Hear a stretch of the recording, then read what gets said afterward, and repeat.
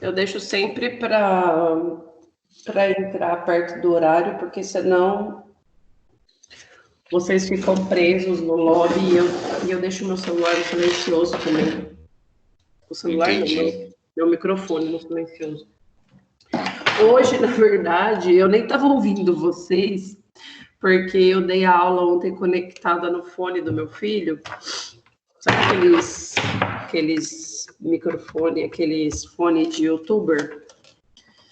E aí eu esqueci que estava conectado esse trem aqui. E eu estava ouvindo você lá longe, uma vozinha assim.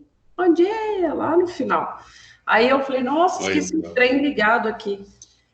Não ia ouvir, na verdade, eu nem consegui falar, porque eu estava falando com vocês e o fone ligado aqui. Eu falei, nossa, não ia dar aula nunca hoje, com esse negócio aqui ligado. Ainda bem que não fez nenhum meme, né, de aula online, né? Porque ultimamente que tá tendo dessas coisas. Nossa, eu dou muita risada com essas coisas, sabia? Porque eu falei, olha... Ontem eu vi um do pastor. Do pastor?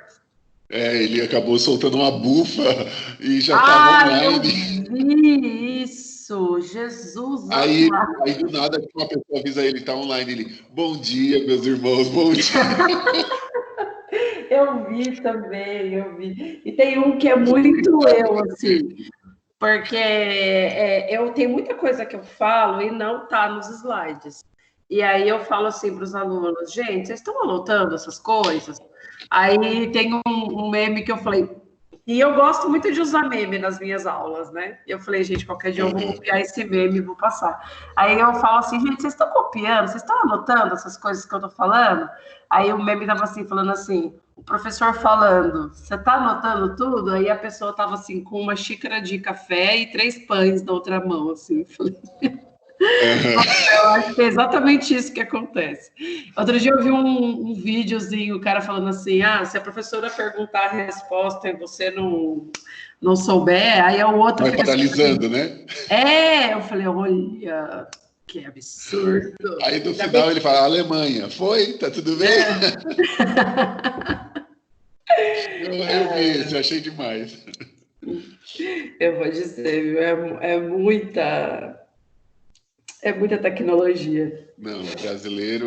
Aí mostrou também as minhas aulas online. Aí cada quadradinho mostra uma fazendo chapinha, outra fazendo maquiagem, olhando outro tutorial de maquiagem. Queria eu ter esse tempo para fazer isso. Nossa, eu dei risada vendo o negócio. Não, e pior que eu tô... Gente, eu juro para vocês, assim, é insano, porque os meus filhos também têm aula online, né? E eles têm aula no estado, eles não estudam em escola particular, os meus filhos. E é uma quantidade absurda de atividade, assim, o meu menino do 6º ano, eu tô ficando aqui de cabelo em pé. Eu levanto muito cedo para acompanhar as atividades dele, assim, sabe? Uhum. E, cara, eu tô ficando sério. Não, a minha tá no 8º também. A minha tá no 8º também, é do estado. Tem muita coisa, e eu tenho um sobrinho que tá passando a temporada aqui em casa, ele também é do 6º. E aí, também eu tô achando fora do comum. Aí ele tem que responder online, aí faz a atividade. Isso. O meu também é do 6º, ele tá assistindo aula agora, né? Sim. Acompanha lá pelo centro de mídias, e Isso. aí depois tem o Classroom para responder, e aí ontem eu fui buscar os kits na escola, foi a Vou primeira. buscar hoje. Da minha do 8º e do 6º vão estar liberados hoje, aí tem que buscar. Aí o meu foi, ainda bem que caiu ontem, porque assim, terça-feira, amanhã é o único dia que eu não dou aula. Então, eu fui ontem em abril, aí eu já estava lá, porque assim, eu estou trabalhando à tarde também, então, assistencialmente. E aí eu chego em casa às 6 horas, é o tempo de eu tomar um banho e sentar aqui para já dar a aula da noite. Então, a minha vida está bem corrida. Puxado, hein, Pro? Bem puxado. Bom, deixa eu já abrir o slide aqui para a gente começar. Se bem que tem 5 alunos só. Cadê vocês, gente? Eu já mandei o link num grupo aí pro pessoal, mas até agora nada. Deixa eu copiar. Porque o link não muda, ele vai ficar forever o mesmo. Não muda, mas tem muita gente que se acredita que não entra não entra no, como é que diz? Não entra no AVA e quer pegar o link pronto. Beleza, até aí tudo bem. Daí vai para a sala vai para o grupo e ainda fica embaçando para entrar.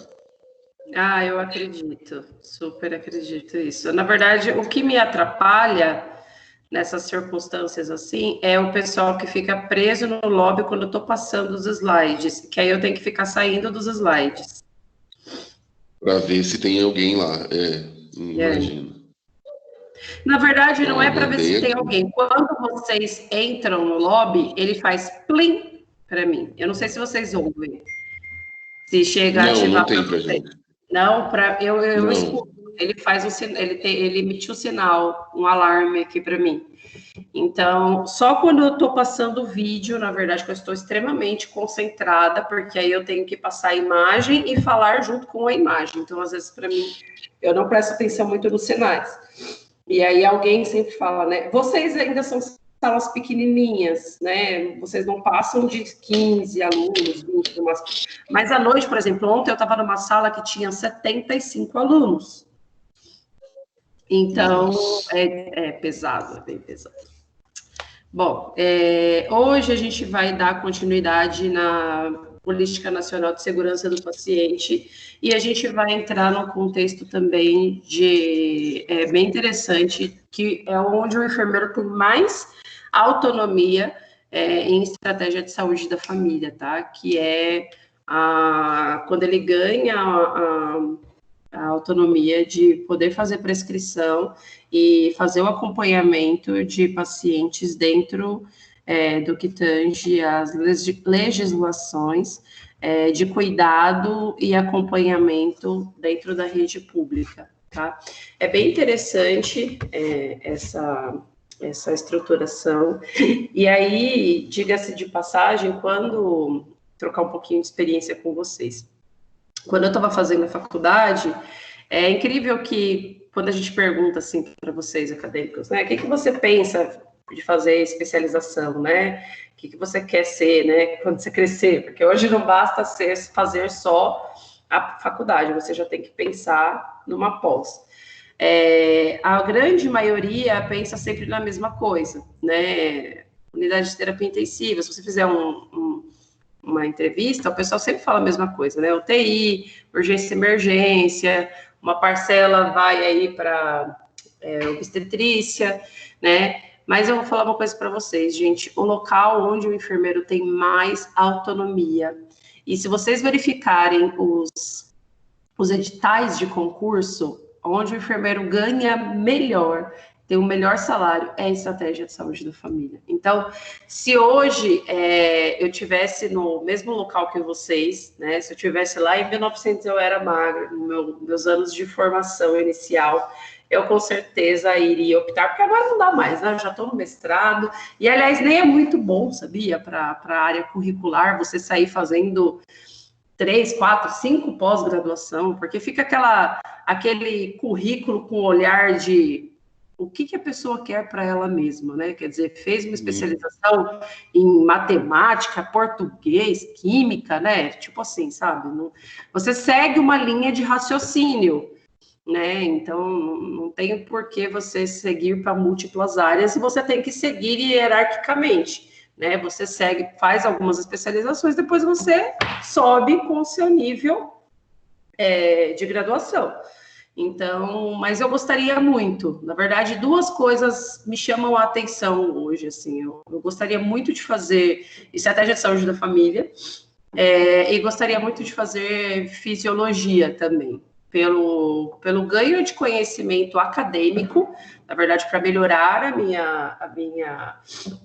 Já vou pedir um pouco de desculpa, porque, gente, eu estou muito gripada, tanto que eu nem abri a câmera para falar bom dia para vocês, porque eu tô com uma feição péssima. Eu tô até usando máscara em casa, eu tô com um desconforto respiratório considerável também, por isso que eu tô usando esse negócio de youtuber aqui dos meus filhos, porque é mais fácil de eu me comunicar, eu me canso menos, preciso fazer menos esforço para falar. E eu tô com uma voz fanhosa também, tá? Que minha voz já não... Porque ainda não foi no médico. Porque eu sou enfermeira. Fazer o teste. Você já viu aquele milagre? Como que é? Santo de casa não faz milagre? Cuidado. Então, eu tô com uma baita gripe, eu já tô no 3º dia de Naldecon. Mas você sabe que lá onde eu trabalho, ontem eu atendi o telefone, aí na hora que eu atendi, eu espirrei. E aí a enfermeira falou assim, você tá espirrando? Aí eu falei, nossa, mas eu nem falei quem eu sou ainda. Ela, meu Deus do céu, o que você tá espirrando? Aí eu falei, ai, meu senhor, é só uma gripe. Ela, você não me vem com essa frase de só uma gripe. O meu irmão tem que ficar de cama e meu amigo também, os dois. Eu tô com medo. É incrível isso, né, gente? A gente tem medo de estar gripado.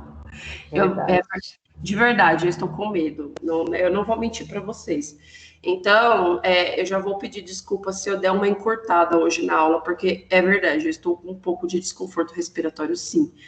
Então, às vezes eu dou uma puxada no ar, assim, mas é porque, assim, eu sou meio logorreica mesmo. Vocês podem perceber que eu não falo devagarzinho, eu falo que eu tento aprender com a Betinha, né? Porque eu falo, Betinha, eu vou assistindo as suas coisas, porque a gente compartilha muito o que a gente faz uma com a outra, né? E tem uma diferença tão grande entre eu e você. Você fala pausadamente, devagar. Eu não. Eu quase convulsiono para falar. Aí cansa, né? Exatamente. Então, eu sou cansada. Eu canso de mim mesma, né? Me salvem de mim, por favor. Oh, meu Deus. Então, normalmente eu já me canso. Nesse estado, então, fica um pouquinho pior. Bom, eu vou passar para vocês, a gente vai continuar, então, com a Política Nacional de Segurança do Paciente. E o que acontece? Quando eu dou essa aula, né, presencial, eu passo um vídeo, né, que eu não consigo colocar esse vídeo no AVA para vocês, porque, não sei se vocês já perceberam, mas toda aula que eu dou de vídeo para vocês não é de sacanagem, porque eu tenho um super desapego com compartilhar os meus conteúdos, porque o que vale é o que vocês aprendem. Mas quando tem vídeo, eu tenho que converter a minha aula em PDF, porque o AVA ele não aceita X megabytes lá, ok? Então, quando a minha aula tem vídeo, todas as minhas aulas praticamente têm, principalmente quando é aula específica, né? Ele não comporta o peso. Então, nessa aula de Política Nacional de Segurança do Paciente, eu passo um vídeo sobre erro de medicação. E é muito bom esse vídeo. E aí eu gostaria de compartilhar ele com vocês. Eu achei o link dele no YouTube. Eu vou mandar para a Patrícia.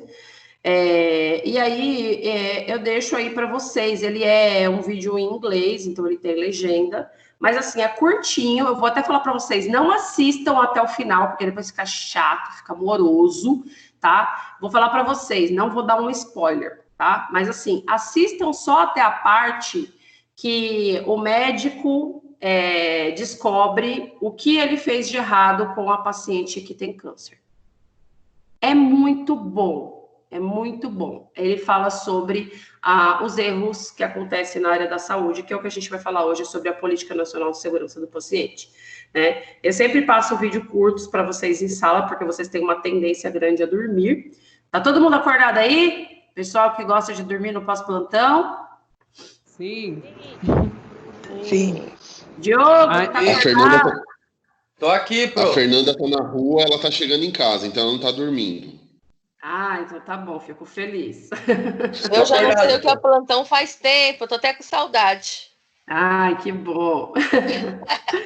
Bom, então vamos lá, gente. Eu vou compartilhar a tela com vocês. E aí a gente vai ver essas duas aulas hoje, tá? Primeiro eu vou dar continuidade da PNPS. Essa daqui.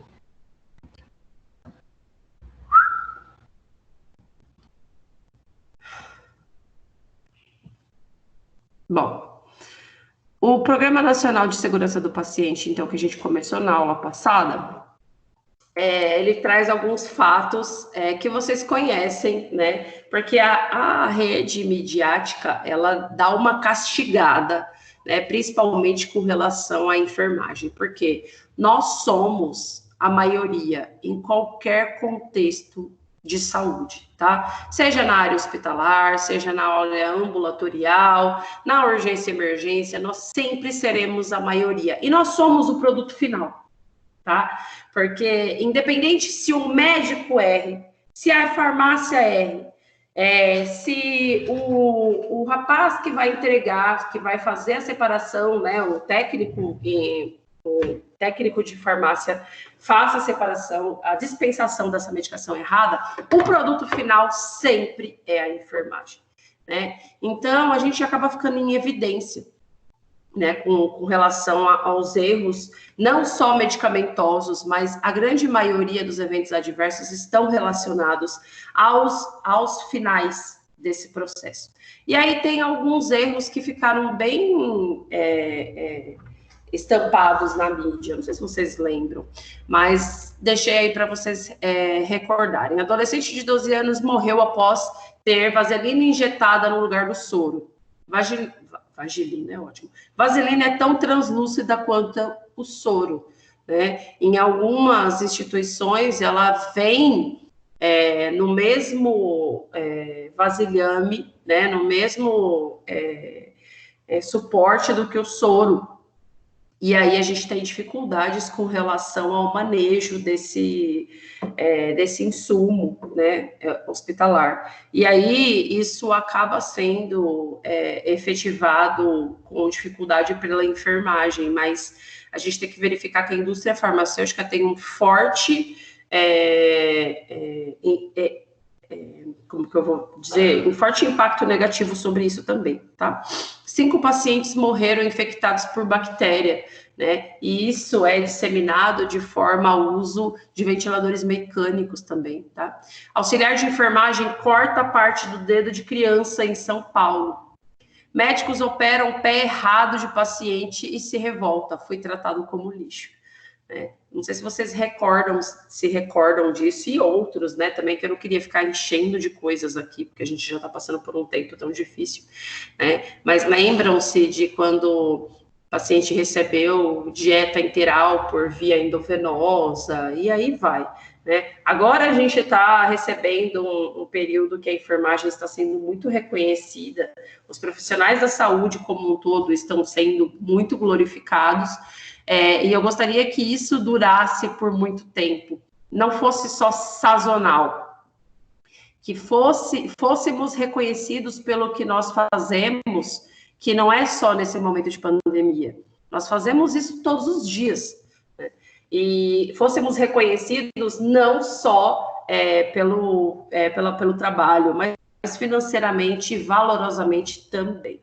Acontece que todos esses erros são executados não porque a gente quer. Eu acredito de verdade. Quando eu falo eu acredito, eu coloco uma ênfase nessa palavra, porque ninguém erra, tá, na área da saúde porque quer, né? É lógico que existem as exceções das exceções, né? Existem as pessoas que realmente não fizeram o juramento com credibilidade, mas que executam a enfermagem não como ciência, mas a grande maioria de nós acaba cometendo um erro que quer, né? Mas de forma inocente, né? Ninguém vai lá, toma o seu banho, veste o seu branco e fala, bom, hoje eu tô com sangue nos olhos, queria matar 3. Não sei, hoje eu tô cagota, queria era arrancar o dedo de 2, colocar uma vaselina em mais um. Ninguém sai querendo fazer isso. A gente faz de forma equivocada, né? Pelo erro circunstancial. E aí, quando a gente vai estratificar isso, né? Que uma das ferramentas que o enfermeiro pode fazer isso na gestão é através do 5W2H. Eu espero que a gente consiga fazer isso de forma mais calma, porque para trabalhar a ferramenta do 5W2H, a gente precisa trabalhar face a face, ou de uma outra forma, né, que é uma ferramenta de gestão para você encontrar os erros, e aí você consegue estratificar os erros de enfermagem de uma forma não punitiva, tá? tá? Porque a primeira vez que você punir um profissional de enfermagem, que ele mostrar o erro que você fez, acontece que essa política de erros, ela nunca mais vai se mostrar eficiente, tá? Os próximos erros vão se ocultar diante da gestão. Só vai se mostrar algum erro se esse realmente for ser impactante, tá? Então, esses eventos adversos, eles estão relacionados a diversas outras categorias, como a gente falou na aula passada, tá? E aí, a gente tem esses antecedentes, né, de que errar é humano e as incidências de eventos adversos desde a década de 70, mas, na verdade, gente, o erro acontece desde a história da humanidade, tá? Mas sendo registrado desde essa década, tá? Porque antes disso, as coisas iam acontecendo de forma aleatória e ninguém se dava conta, né? Simplesmente aconteceu. Mas só em 2004 a OMS, né, lançou a Aliança Mundial para a Segurança do Paciente. Mas no Brasil, propriamente dito, nós tivemos lançado a Política Nacional de Segurança do Paciente só em 2013, tá? E aí, os nossos eventos adversos ficaram sendo pautados como as principais causas de queda, administração incorreta de pacientes, falha na identificação do paciente, erro em procedimento cirúrgico, infecção e mau uso do dispositivo. Era um ranking com relação aos eventos adversos. Era o que mais fazia onerar o sistema de saúde, era o que mais prolongava essa estadia do paciente. Então, ele fazia uma internação por X e aumentava a sua internação por mais 10X, devido a esse mau prognóstico ocasionado por um evento adverso. Para vocês terem uma ideia, o Brasil tem um forte número com relação às ocorrências, se comparado aí aos outros países, né, com relação ao que poderia ser evitado, porque o evento adverso, ele pode ser evitado, tá? Se você estudar ele, como eu disse, né, e fazer uma política de não punição com os profissionais, gestores e familiares, ok? A segurança do paciente, como contexto histórico no Brasil, ela está alinhado com a Política Nacional de Humanização, tá? E aí ela vem se desenvolvendo e foi alinhada aqui ao contexto histórico, até desde a Rede Sentinela, até chegar lá no propriamente dita nas 6 metas internacionais de segurança do paciente, tá? Então, ela foi instituída nessa portaria 529 de 1º de abril de 2013, com esse Programa Nacional de Segurança do Paciente. Isso cai muito em concurso, tá, gente? É bom que vocês saibam disso.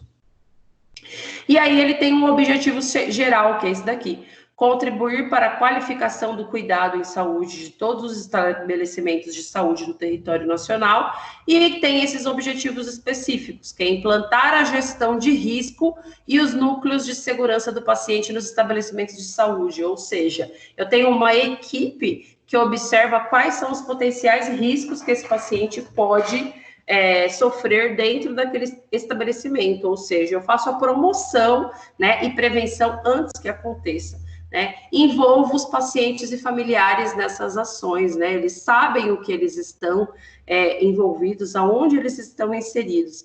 Ampliam o acesso da sociedade a essas informações. Nada é oculto. E como que eu faço isso? Através de indicadores, tá? E os indicadores em saúde, eles são acessíveis e de fácil leitura para qualquer usuário do serviço, né? Então, eu tenho lá indicadores de queda, indicadores de flebite, indicadores de úlcera de lesão por pressão, ok? Produzir, sistematizar e difundir conhecimentos, né? Isso, quando eu faço a produção e sistematização de conhecimentos, eu aproximo os colaboradores, eu aproximo as pessoas que fazem parte desse sistema, tá? E eu fomento a inclusão do tema de segurança do paciente no ensino técnico e de graduação e pós-graduação na área da saúde. Eu aumento e nivelo essa proporção para que a gente tenha mais conhecimento nesse nível de promoção à saúde do paciente. Bom, as metas definidas para a Política Nacional de Segurança do Paciente são apenas 6, não são, assim, inúmeras, tá? E aí ela garante, nesse contexto nacional, que eu faça, primeiramente, a identificação correta deste paciente. Então, esse lance de fazer a pulseirinha, né, que eu até falei numa das aulas de vocês, que eu acho que foi em saúde do adulto, que a enfermagem ganha, o paciente quando chega em qualquer instituição hospitalar, ele ganha um kit. Pulseirinha, acesso e oxigênio. A gente nem sabe quanto o paciente satura já só com oxigênio no nasal no paciente. A pulseirinha é mandatória porque ela vai fazer parte aí no que tange a Política Nacional de Segurança do Paciente. Essa é a meta internacional, tá? Melhorar a comunicação entre profissionais de saúde, né? Não existe mais aquela questão de chamar o paciente por leito, por diagnóstico, né? Porque com isso eu cometo grandes erros, né? Principalmente de confusões de pacientes. Vocês já viram acontecer aquelas coisas que a gente afirma pelo paciente, né? A gente tem preguiça, ou a gente não é muita. Eu estou falando errado, não é preguiça. A gente tem uma vida tão corrida, né? A enfermagem é tão tecnicamente rápida que a gente quer afirmar logo para o paciente. Então, assim, você quer que ele responda rápido. Então, você fala assim para ele, o senhor é o seu João, né? Porque até o seu João falar que ele é o seu João, vai demorar pelo menos 1 minuto. E você não tem aquele 1 minuto, né? Você já quer que ele só balance a cabeça, né? E aí a gente já afirma por ele. Uma vez em certo hospital, que não cabe aqui dizer qual, um profissional foi instalar um hemoterápico, né, no paciente, uma bolsa de sangue. E aí ele chegou no leito do paciente número 1, por exemplo, e aí ele chegou e fez exatamente isso que eu falei, afirmou, o senhor é seu João, não é? E aí o paciente balançou a cabeça que era o seu João. Bom, e aí ele foi lá e instalou o hemoterápico nesse pseudo seu João. E passou, né, mais ou menos uns 40 minutos, e aí o seu João de verdade foi até o posto de enfermagem, dizendo que tinha um paciente deitado no seu leito, que ele não sabia quem era. E aí que foi se descobrir que o pseudo seu João era um paciente confuso, que deitou no leito do seu João de verdade que estava tomando banho, né? Então, aí a questão da gente primeiro, identificar corretamente o paciente. Então, se tivesse visto a identificação desse paciente, isso não teria acontecido. 2, se tivesse melhorado a comunicação entre o profissional de saúde, esperado o seu João se identificar, bom, se tratava de um paciente confuso, possivelmente ele não ia dizer que ele era o seu João, mas isso não teria acontecido, né? A gente ia identificar que o seu João de verdade estava no banho. Melhorar a segurança na prescrição, no uso e na administração de medicamentos, né? A cadeia medicamentosa, ela envolve equipe multidisciplinar, né? Ela vai desde o médico até o produto final, que é a enfermagem, ela envolve equipe de farmácia, e isso pode acarretar em diversos erros, né? Assim como na teoria do queijo suíço, né? A enfermagem pode representar uma grande barreira no que representa essa questão de administração medicamentosa. Assegurar cirurgia em local de intervenção, procedimentos e pacientes corretos. Nós temos grandes números com relação a fazer o procedimento cirúrgico no membro errado, né? Ou no local errado. Então, o SAEP, né, que é a sistematização da assistência perioperatória, foi totalmente revisada para assegurar que essa intervenção cirúrgica faça-se de forma correta. Higienizar as mãos para evitar infecções, né? Nunca se foi falado tanto quanto higiene das mãos quanto agora, né? Eu vou mostrar um estudo para vocês, que agora nesse novo local que eu estou trabalhando, eu trabalho diretamente com uma enfermeira da CCIH, e vocês têm que ver que interessante o estudo que ela fez em loco, com placa de Petri, de uma enfermeira que manipulou um paciente que era portador de multi-Rs, né, de micro-organismos multiresistentes, sem luva, e depois que ela lavou a mão, o que aconteceu? E ela colocou essas mãos nas placas, assim, né? O que aconteceu depois disso? É impressionante esse negócio de lavar as mãos, que a gente acha que é um ato tão comum, né? Nunca se lavou tantas mãos na história da face da Terra, isso é verdade, né? É um ato tão comum que salva tanto a vida. Reduzir o risco de quedas e úlcera por pressão, lesão por pressão, já na nova normativa, né? Porque toda a integridade da pele deve ser garantida àqueles que são novamente institucionalizados ou recebidos ao leito. São só 6 metas, tá? Que melhora a vida e o compromisso com o paciente na segurança que a gente executa aí, ok? E aí, essa portaria, ela é colegiada, né? Ou seja, ela estabelece outros órgãos, né, que estejam vinculados, não é só a nível local, tá? E aí ela estabelece toda uma metodologia de trabalho, né? Então, ela tem um regimento interno, tem documentação, tem disseminação de publicação de tudo aquilo que foi construído, capacitação de colaboradores, mais pesquisas, protocolos que são implantados, notificações que são realizadas, mais estratégias e investimentos, tá? A Política Nacional de Segurança do Paciente atua junto com a Anvisa, né, mas com outros órgãos de pesquisa e ensino, e está diretamente relacionada com o Notivisa, tá? Então, quando eu falei para vocês, eu tenho notificações, a gente já aprendeu sobre isso, eu faço essa notificação não só no papel, eu tenho um órgão para registrar isso, que é o Notivisa, tá? E aqui tem alguns documentos para que vocês conheçam, né, como que eu faço essa sensibilização, né, que é através de materiais de publicação da Política Nacional de Segurança do Paciente, ok?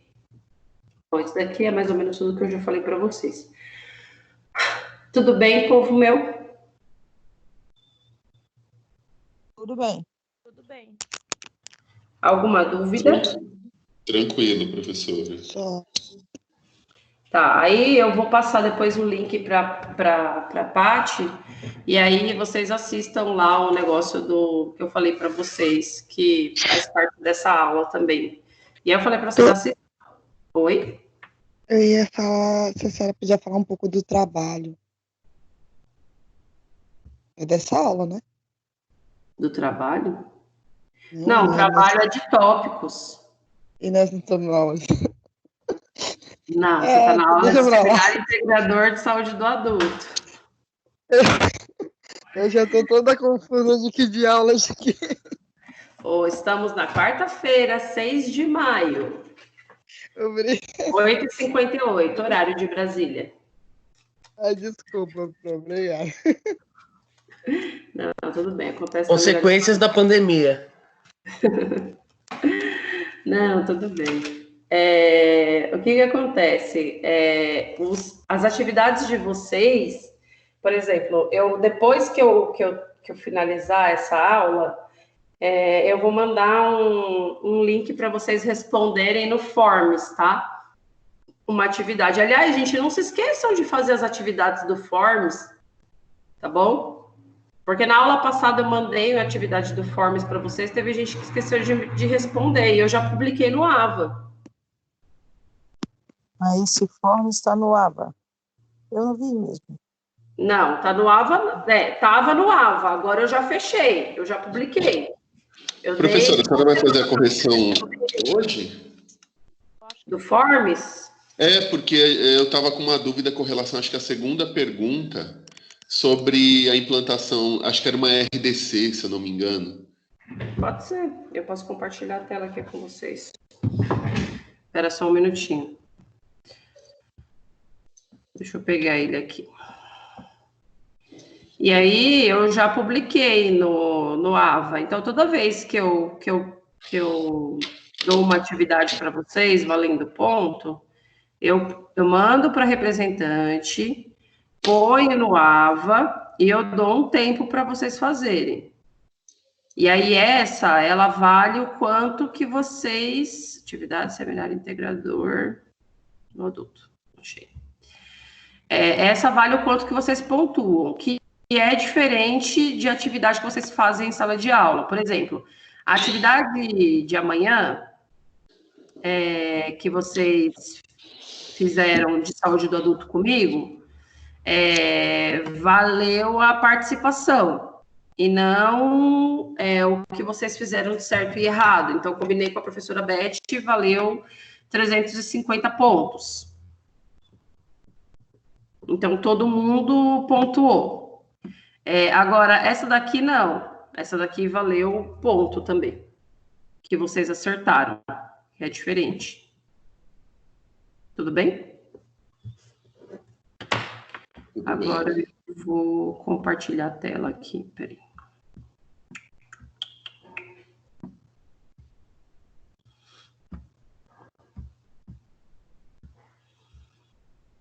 Aí, quando vocês terminarem a aula, depois eu mando para a Paty, além do link de resposta, além do link do YouTube, eu mando para vocês uma atividade também, tá bom? Então vamos lá.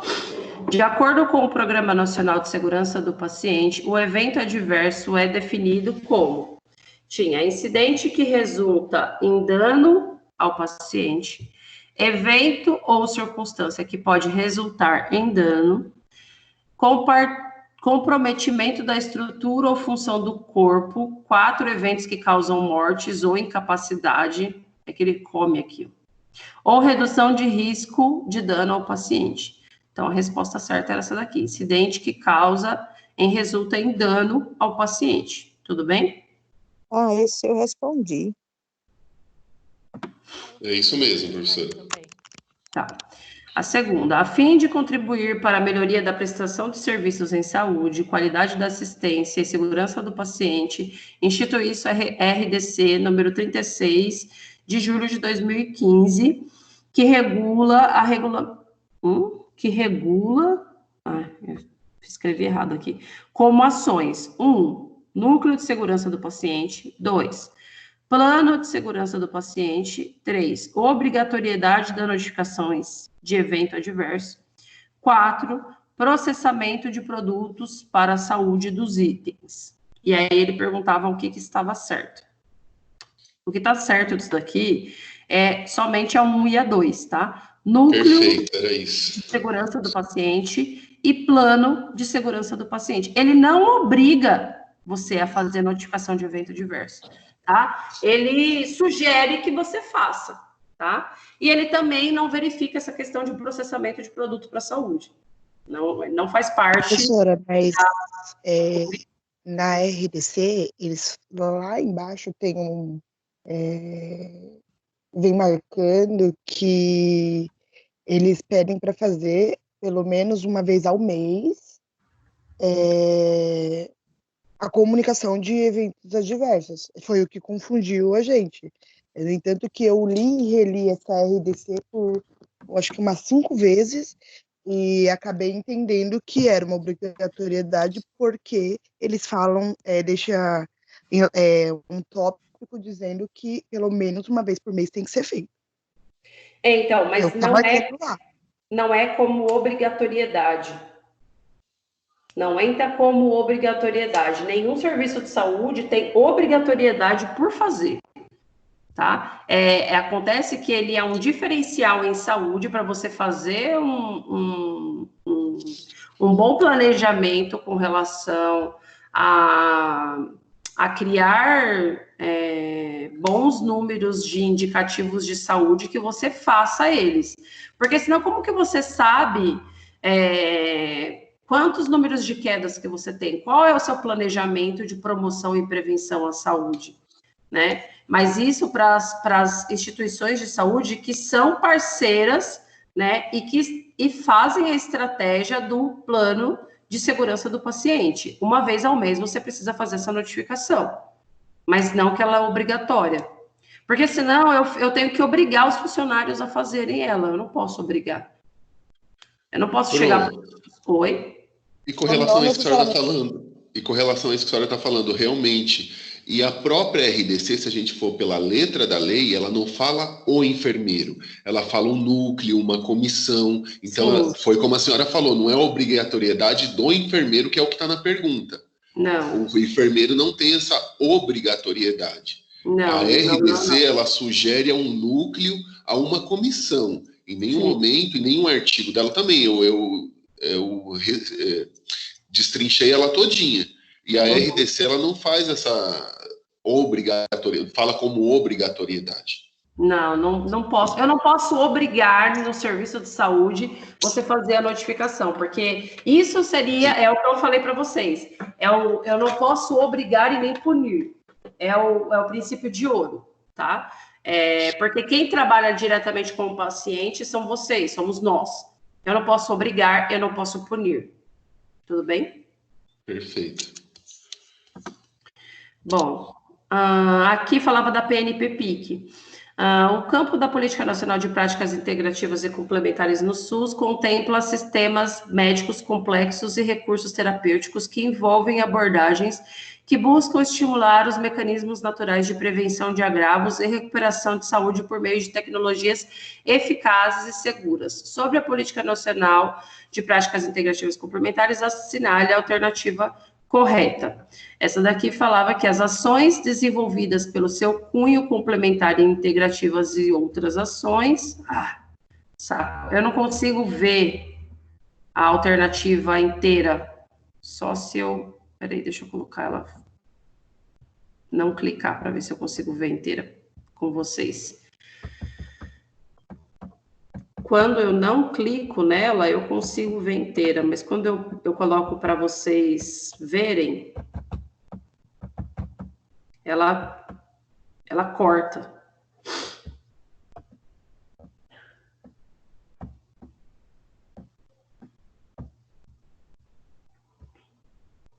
Ai, que sacola. Agora sim. Agora sim, agora não dá para ver nada mesmo. As ações desenvolvidas pelo seu cunho complementar integrativo e outras ações não necessitam de um... já sei como dá para vocês verem. Que burra. Eu fechei. Espera aí que eu vou ter que abrir as respostas. Professora, se você quiser, eu posso ler para você a questão. Não, peraí, rapidinho. Já abri ela aqui. Pronto. As ações desenvolvidas pelo seu cunho complementar e integrativo e outras ações não necessitam de uma avaliação na segurança, na eficácia e da qualidade, que era a incorreta. Eu preciso saber e garantir a eficiência e qualidade, senão vira nível empírico, né? Fica assim, toma esse chá aqui de mãe boa que tá tudo certo, né? Não, eu preciso testar ele, independente se não é uma prática de medicina não tradicional, tá? Ele precisa ser testado e passar por uma avaliação de segurança e eficácia antes da sua aplicabilidade em saúde, ok?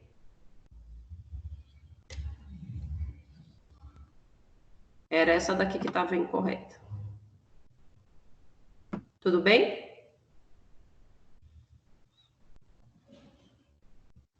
Beleza, Pro. Tudo bem, Pro. Bem. Peraí, a Fernanda chegou. Bom. Deixa eu voltar aqui. Bom, a gente vai para aquela parte que eu falei para vocês, que é a segunda parte da aula, que é com relação à consulta de enfermagem dentro do contexto de políticas públicas na estratégia de saúde da família, tá?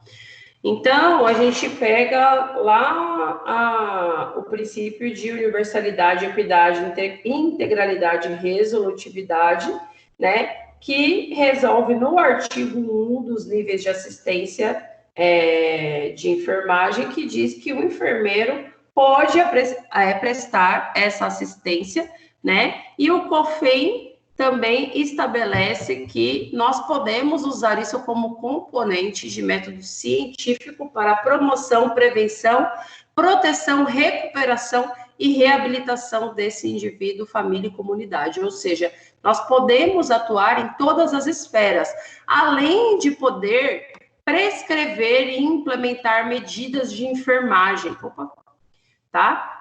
Nesse contexto. Então, nós estamos bem amparados nas questões ética e legal para o cumprimento desse quesito com relação à prestação de cuidados, né, em estratégia de saúde da família.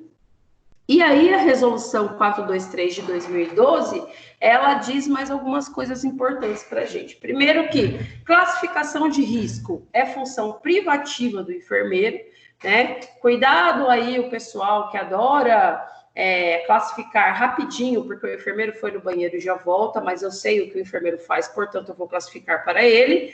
Não pode, é função privativa do enfermeiro. E cuidado para não confundirem classificação de risco com acolhimento, tá? Porque em estratégia de saúde da família existe acolhimento. É diferente de classificação de risco. Qual é a diferença? O acolhimento, qualquer profissional que trabalhe em estratégia de saúde da família pode fazer. Qualquer um. Recepcionista pode fazer acolhimento? Pode. Ou a equipe do NASF, que a gente vai trabalhar na aula que vem, pode fazer acolhimento? Pode fazer acolhimento. Desde que eles estejam preparados e capacitados para isso. O que é fazer acolhimento? É justamente o que diz intrinsecamente a palavra. Acolher esse paciente dentro da esfera do cuidado, é orientar, né, para o serviço de saúde, é encaminhar, né, é fazer falando em palavras mais práticas para você, é fazer com que aquele paciente esteja bem dirigido dentro do serviço de saúde, sabe? Não é você chegar no serviço de saúde, saber para onde você vai e não ficar perdido. Não é aquele negócio de ficar assim, olha, eu não sei, eu não sou desse setor. Olha, vai até ali, olha, espera só um minutinho. É uma coisa que me irrite mais do que eu chegar no serviço e a pessoa falar, espera só um minutinho. Ou, isso não é comigo. Né? O acolhimento em serviço de saúde é você direcionar, né, com sabedoria e, principalmente, praticar a humanização em saúde, tá? E a classificação de risco é diferente disso, é você ter estratégias e ferramentas para trabalhar com conhecimento clínico baseado em evidência científica, para aí sim você classificar ele de acordo com a sua sintomatologia, tá? Tirando ele lá da sua linha de risco, né? Então aí eu acabo com aqueles atendimentos por ordem de chegada, né? Então aplicar cores para atendimento, né, e priorizar o atendimento é função privativa do enfermeiro. Tá? Então, essa resolução for normatizada pelo COREM, né, e garante também o nosso trabalho. Então, se vocês verem locais que põem, mas o técnico só verifica os sinais vitais, ele só põe a bolinha, não tem nada demais. Saibam que toda vez que isso acontece, um emprego de enfermeiro é jogado fora, tá? Um salário de enfermeiro deixa de ser pago. Porque é mais barato você colocar um técnico de enfermagem lá. Só que isso se chama imperícia para o técnico de enfermagem, tá? E negligência também, tá? Porque você deixa de prestar um serviço que não é seu. Na consulta de enfermagem, ele vai fazer não só a sistematização como um todo, mas ele também pode exercer a propedêutica, tá? E aí ele faz todo esse contexto que vocês já conhecem como histórico de enfermagem, fazendo a coleta de tudo aquilo que vai ser inerente para prestar um bom atendimento, e através disso ele consegue fazer um diagnóstico para onde ele vai executar os planos de cuidado desse paciente, né? Falando mais cientificamente, ele vai executar a prescrição de enfermagem para aí evoluir esse paciente e fazer um prognóstico de enfermagem, promovendo um cuidado integral. Esse cuidado integral, eu tenho que lembrar que esse indivíduo não é só, né? Ele está inserido num contexto onde ele é família, ele é trabalho e ele está dentro da comunidade, tá? E aí eu considero algumas prerrogativas, tá?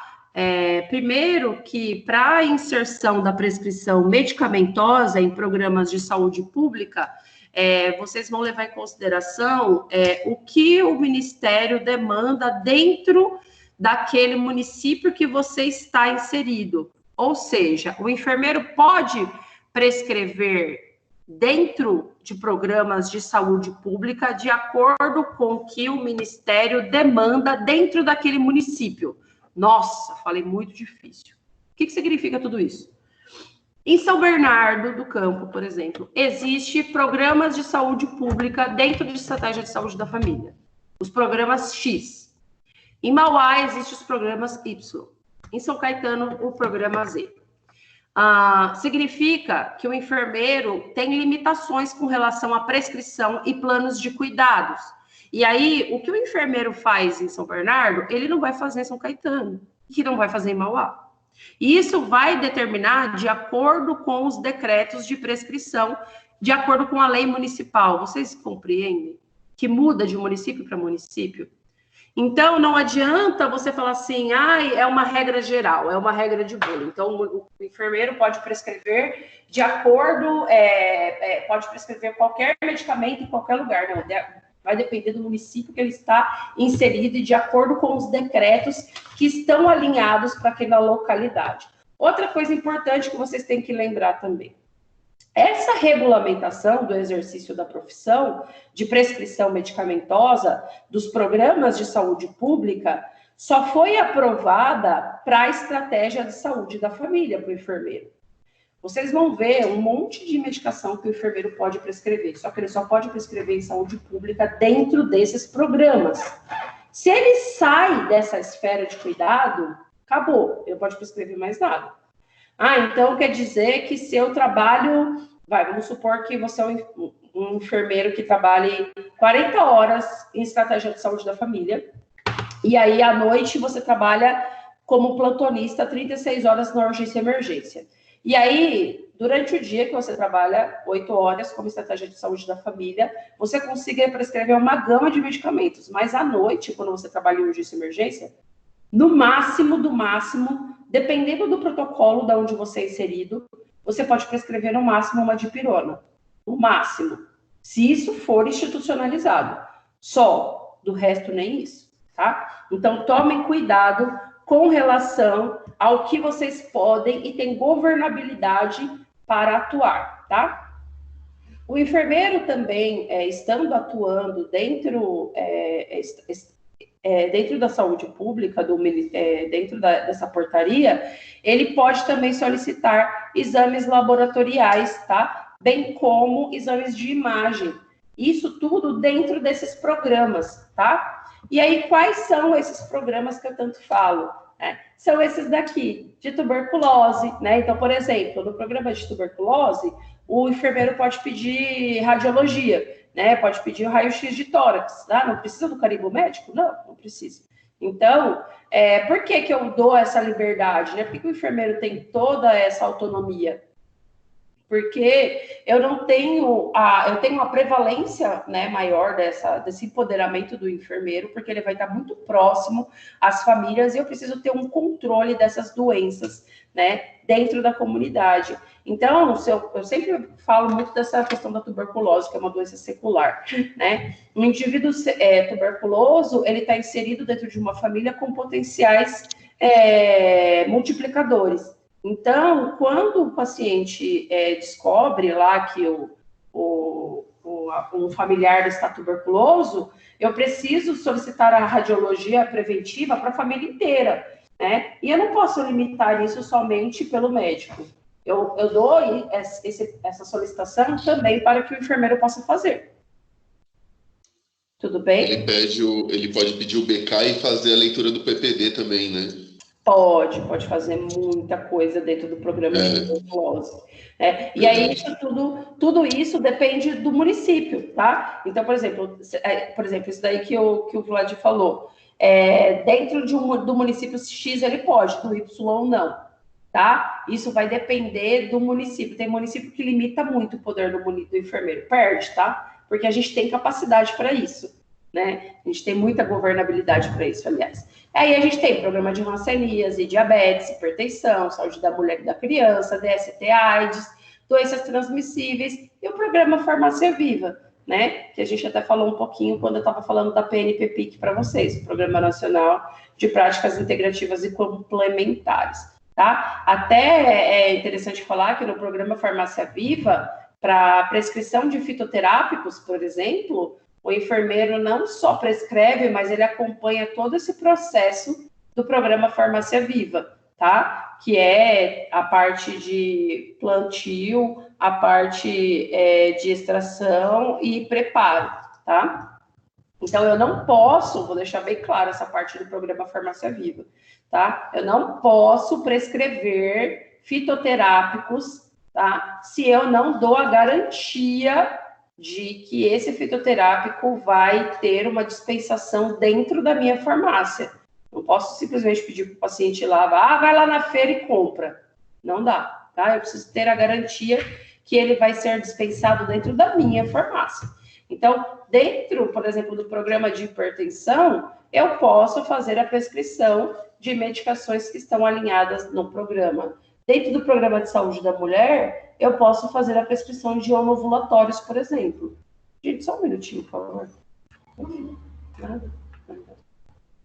Desculpa. Então, vamos lá, gente. Lá na consulta de enfermagem, por exemplo, o enfermeiro está habilitado. Isso daqui eu peguei um exemplo de um município X, tá, gente? Só para vocês terem uma ideia. Ele está habilitado, por exemplo, a fazer a prescrição de alguns antimicrobianos na classe das penicilinas, né? Então, eu tenho o exemplo da amoxicilina e da penicilina benzatina, tá? Então, dependendo do nível infeccioso do paciente, por exemplo, de acometimento de vias aéreas, ele pode fazer essa prescrição dessa medicação, porque eu vou ter a disponibilização desta dentro do SUS também. Os antifúngicos, né, e esses azalídeos, eles estão inseridos dentro do programa de saúde da mulher, quando o enfermeiro, além de ter essa governabilidade da consulta de enfermagem, ele também faz a coleta, né, e a avaliação do Papanicolau é ótimo, do Papanicolau, né? Então, ele faz a prescrição de antifúngicos como fluconazol, metronidazol, miconazol e nistatina e a azitromicina de uso tópico.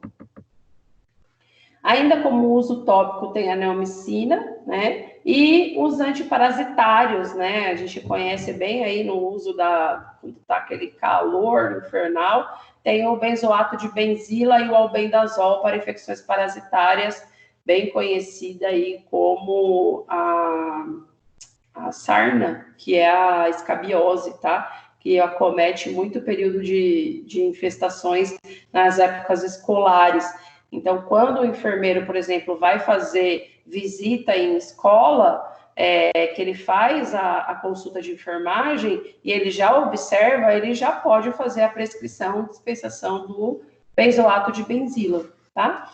Na consulta de enfermagem, lá no programa de saúde da mulher, ele ainda faz essa prescrição para vitaminas e antianêmicos, como o ácido fólico e sulfato ferroso, né? Para presença aí de anormalidades com dores como algias, queixas álgicas ou presenças de temperatura, tem os antipiréticos, né, como a dipirona ou ácido acetil salicílico, e aí, como eu falei, também temos o onovulatórios em saúde da mulher também.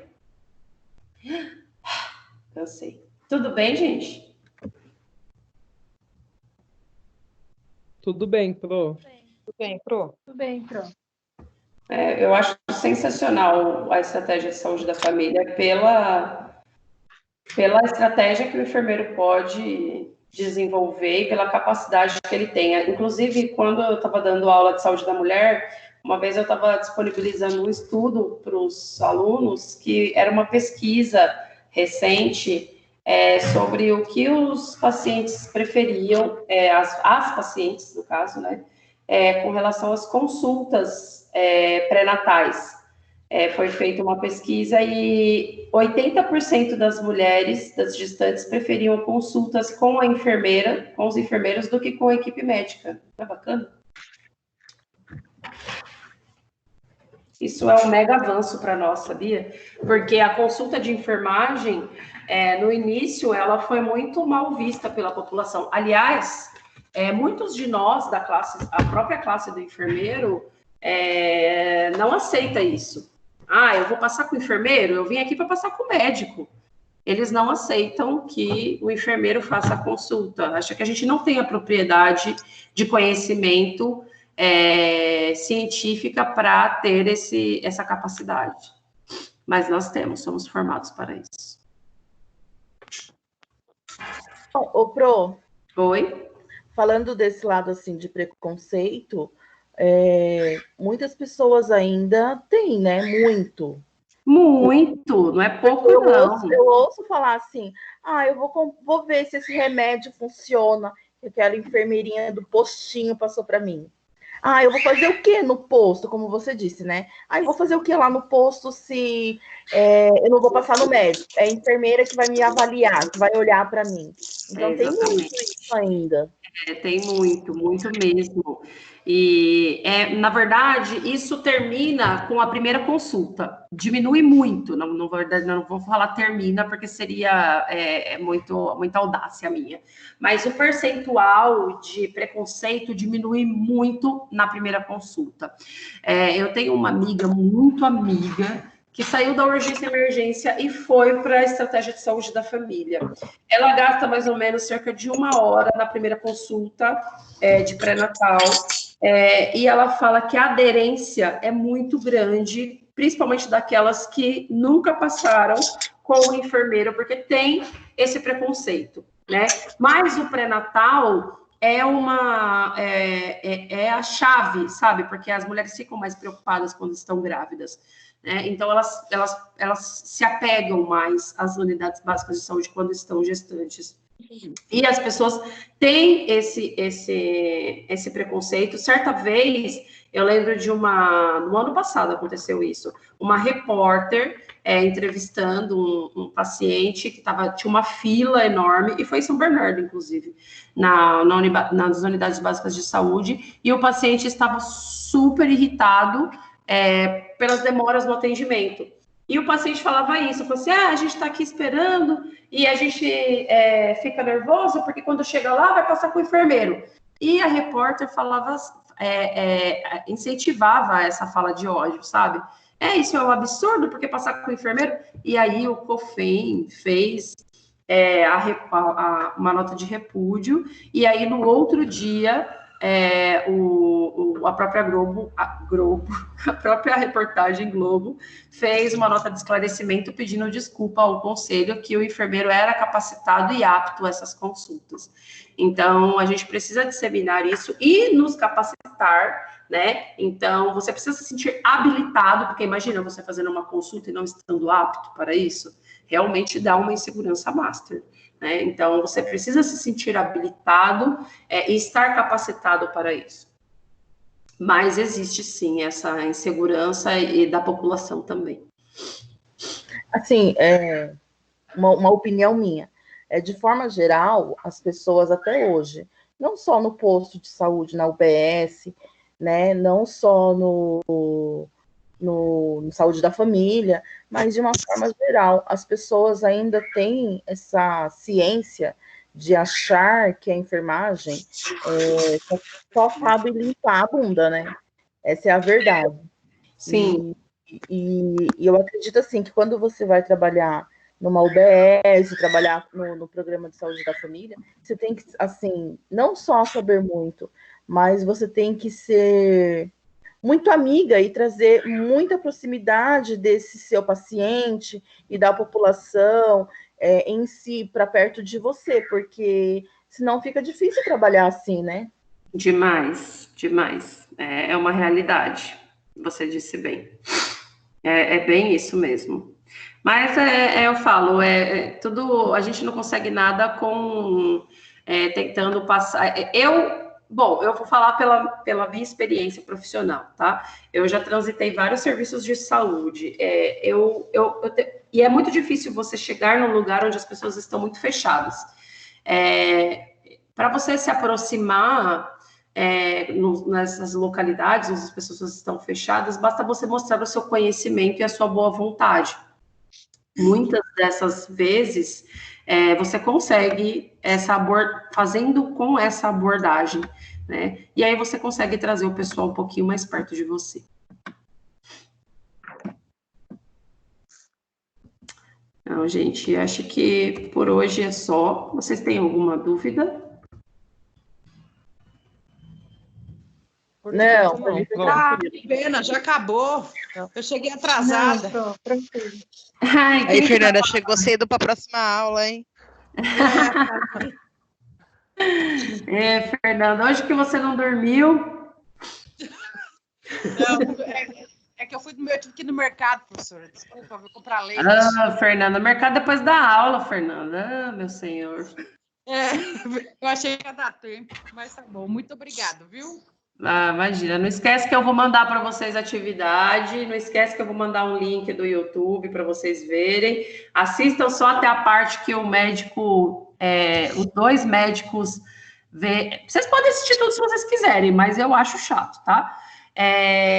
Mas que eles descobrem que eles erraram e aproveitem o restinho da semana, não tem feriado, porém, estamos vivos, graças a Deus. Amém. Obrigada. Beijo. Beijo. Obrigada. Pro, então a senhora vai mandar um form dessa aula de hoje, é isso? Sim. Amanhã tem aula normal? Sim, aula normal amanhã. Tá bom, obrigado. Oh, por nada, meu bem. Tchau, professora. Obrigado, professora. Tchau, tchau. Fica com Deus. Tchau, professora. Obrigada. Tchau, meu bem. Por nada. Até amanhã.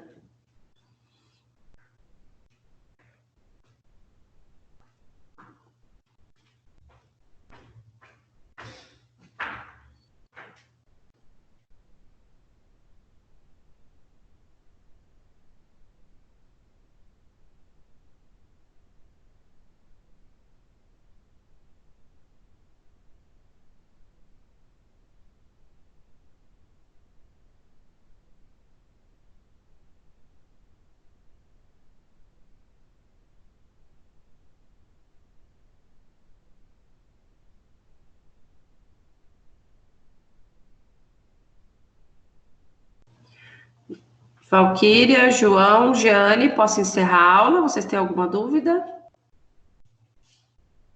Não, pode encerrar. É que eu não tô conseguindo desligar aqui mesmo. Eu desligo você, não tem problema. Pode encerrar, professora. Eu não consigo sair da sala. Pode fechar. Tá, eu desligo vocês, então.